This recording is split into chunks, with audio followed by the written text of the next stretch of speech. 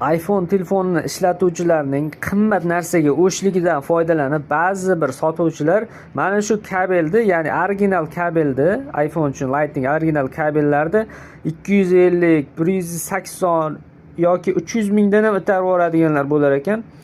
Yo'q. Ularga ishonib qolmang. Narxi 110 ming so'm originali. Buni 100 ming qilib beramiz. Chisti original hammasi bir xil bo'ladi. Qimmatiga o'chib, qimmatiga o'rmang. Narxi mana shunaqa holatda, hozirgi vaqtdagi narxi shunaqa holatda 110 ming, 100 ming qilib beramiz narxini. Originali, zo'ri. Ba'zida regionlardan farq qilishi mumkin, Dubay uchun ishlab chiqarilgan, lekin ishlashi bir xil bo'ladi.